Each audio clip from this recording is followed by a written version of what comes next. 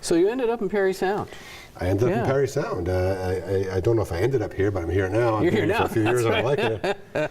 Yeah. It's interesting about Parry Sound is well, what drew me here was a studio was being built in Parry Sound. The North always attracted me in terms of business, of course.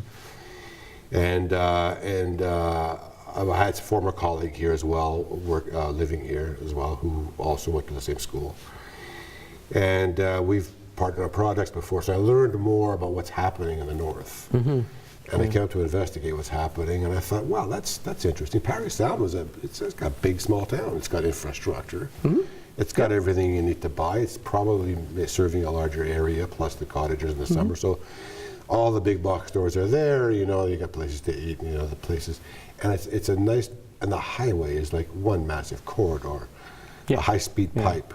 You're 2 hours and you're in Toronto. Yeah, so, exactly. Yeah. I mean, in Toronto, 2 hours you're from Scarborough to Mississauga at rush hour. You got high-speed internet and everything else. Absolutely. So, you know, we've got the amenities. Yeah, so a desk and a phone and some internet, and we're going. You know? So it's the same.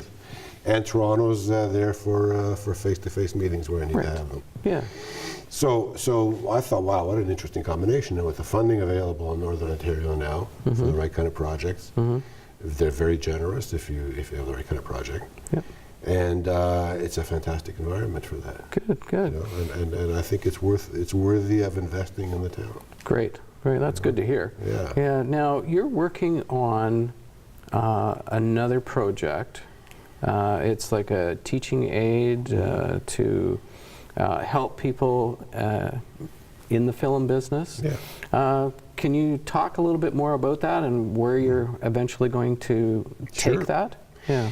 Well, Cyber Film School began as a website, believe it or not, in 1996. Wow. It was a partner of mine who started it up as a hobby, another filmmaker, another Ryerson guy. And at the time he was much into computers, so he was early on the web. And cyberfilmschool.com was a resource for emerging filmmakers, for young filmmakers. It was a time when we started switching over to digital technologies, you know, late 90s, early 2000s.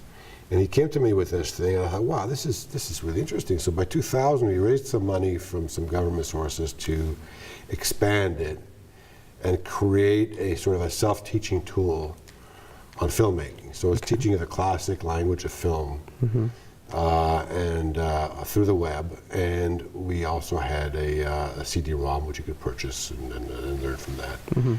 And so that was a very popular product. That was a retail product for self-learners and something for teachers to use as a teaching guide.